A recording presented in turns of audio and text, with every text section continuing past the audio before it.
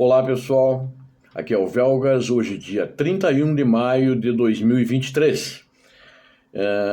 A guerra da Ucrânia na Rússia. Quando o presidente ditador russo Vladimir Putin anunciou a operação militar, que ele não chama de guerra, mas ele anunciou como uma operação especial, ele disse para a população russa que ela não seria uma ameaça. Aquela balela que ele falou para justificar a guerra, que ele achou que conquistaria logo a Ucrânia e não conquistou, mas ele disse que não seria uma ameaça para a população. Mas já está sendo desmentido, porque a população russa já está sofrendo os efeitos da guerra. Não apenas pelo fato do drone de ontem, que eu tenho algumas dúvidas e eu não acredito que foi a Ucrânia que fez, pelo menos não a Ucrânia, os militares da Ucrânia, o exército da Ucrânia, né? E não teve a ordem do presidente Zelensky, eu acredito nisso. Pelos fatores que eu já disse ontem, o drone não explodiu, não tinha bomba dentro do drone, que quebrou uns vidros só de um prédio, então não acredito. Mas eu quero fazer uma análise aqui de que o Putin está sendo desmentido e ele talvez não saiba, ele já deve saber, porque já existem incursões ucranianas nas cidades fronteiriças com a Ucrânia, onde são destruídas a logística russa, né? Existem incursões até a 500, 600 quilômetros que atacaram bases russas. Então, isso é um fato, né? Primeiro, a falta de armamentos e de efetivos, com a estagnação das posições militares no terreno na guerra da Ucrânia, ela está entrando numa nova fase, essa guerra. E os drones passam a ser uma opção muito frequente, né? Hoje a guerra sem drone praticamente mostrou-se, pelo menos, que a atuação dos drones é muito importante. E esse bombardeio que houve na capital russa, um bombardeio entre aspas, quem fez? Pode ter sido o próprio Putin, pode ter sido um grupo dissidente do Putin, pode ter sido alguma resistência ucraniana, sem nenhuma ordem, nenhuma ligação direta com a presidência da Ucrânia. Pode ter sido isso. Um desses três fatores. Até porque hoje o presidente Vladimir Putin está enfrentando uma oposição cerrada, ele e o establishment militar russo, do Grupo Wagner, do Evgeny Prigozhin, que é o dono do Grupo Wagner. E o Grupo Wagner não faria isso se não estivesse às costas quentes com pessoas importantes do círculo do Kremlin, do círculo do ditador russo Vladimir Putin. Então, de um lado, nós temos nessa guerra de drones hoje os mísseis iranianos e do outro temos os mísseis ucranianos, que podem ser os turcos ou os próprios UJ-22 de fabricação ucraniana com longo alcance, que podem atingir até 800 quilômetros, que são quase o dobro de distância entre a Rússia e a fronteira da Ucrânia. Um pouco menos, não dá o dobro, uns 600 quilômetros da fronteira. Então eles têm alcance. Mas agora é muito difícil de admitir que um míssil venha, um drone venha da Ucrânia e não possa ser atingido bem antes pela defesa russa. Ele aparece lá, aí ontem houve uma controvérsia, né? Hoje a gente já viu na imprensa que era um drone que apareceu, aí depois quando aconteceram críticas, daí o governo russo disse, não, a nossa defesa aérea não falhou, eram 8 drones, um só que caiu lá, explodiu no prédio, os outros foram abatidos. Então, são coisas controversas, são informações sem confiabilidade.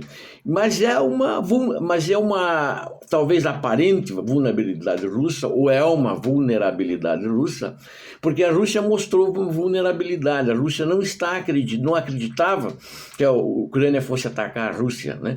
A Rússia não acreditava que a Ucrânia atacaria na Rússia a 100, 200 quilômetros além da fronteira da Ucrânia e destruiu muito equipamento militar, muitos depósitos de munições, muitos depósitos de tanques combustíveis, ou seja, a Ucrânia fez isso, né? Mas a Ucrânia está continua rejeitando o próprio presidente Zelensky os ataques a Moscou.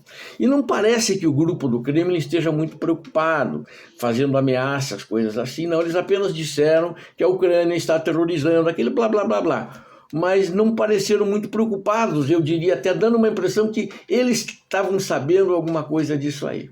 Então, por causa disso que a minha desconfiança continua para a questão do próprio Kremlin ter feito isso, ou algum grupo dissidente do Putin ter feito isso, né? E também essa dissidência, né, ela existe hoje, existe uma certa dissidência de povo, de exército, né, que tem tropas que são voluntárias na Ucrânia para lutar contra a Rússia e que esses russos estão fazendo incursões dentro da própria Rússia. É claro que eles têm o apoio da Ucrânia, né? Mas eles vão até 200 quilômetros, 100, 150 quilômetros. O que eu vejo a vulnerabilidade da Rússia é o seguinte: a última incursão que eles fizeram em Belgorod, eles entraram na Rússia com um tanque de guerra, entrou uma coluna com 250, 300 homens, fez o que tinha que fazer, destruiu os alvos russos e voltou. E passou a fronteira, e já estava de novo na fronteira, por lado de lá da Ucrânia. Então, a Rússia, ela está vulnerável e está sofrendo críticas muito ferozes dentro da própria Rússia por isso. E o Eugênio Prigozhin do Wagner está criticando muito grande isso. Agora, quando essa questão da guerra de drones, né, quando você diz, bom, a Ucrânia atacou, não há uma paridade militar, né? Os russos destruíram muito mais, usaram mais de 1000 drones para destruir cidades da Ucrânia e não só a capital, né? Então, é muito difícil. Acho que eu diria o seguinte: tenho certeza que esse drone ou esses 8 drones, acho que não são 8 drones, esse um drone que explodiu lá, ele não é um drone ucraniano, né? O drone ucraniano demandado pela defesa ucraniana. E não há uma paridade militar por causa disso, porque, sem dúvida, a força russa foi muito maior nisso para atacar. Mas os russos estão com medo dessa contraofensiva e estão se preparando para isso. E essa ameaça à população russa, ela agora começa a ficar cada vez maior, porque a guerra está indo para dentro da Rússia. A guerra, essa ofensiva vai acabar empurrando os russos de volta, né? E a tendência é, se não houver uma discussão de paz sobre isso, e a guerra que o Putin quer prolongar 1 ano, 2, se ele continuar no poder, esse aumento de ataques em solo russo vai aumentar a pressão sobre a população civil, né? Mesmo que a Ucrânia não está atacando e não vai atacar diretamente a população civil. E isso pode ser um antídoto ucraniano para essa melogania do Vladimir Putin e a gangue que está incrustada lá no Kremlin, né? E é porque a guerra ela só gera desespero na população. Em qualquer lado que vai ser atacada, ela vai gerar desespero na população russa. Em Belgorod tem muita gente que já saiu da cidade, né? Assim como nas cidades ucranianas, muitos russos foram para dentro da Rússia.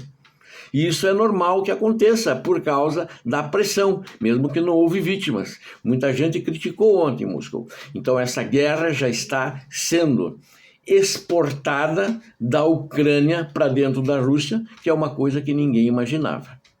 Vamos rezar pela paz, rezar pela Ucrânia, rezar pelo Brasil, pela vitória da Ucrânia, que ela obtenha seus territórios de volta. E Deus abençoe a todos vocês, Deus abençoe a Ucrânia, Deus abençoe o Brasil, paz e bem.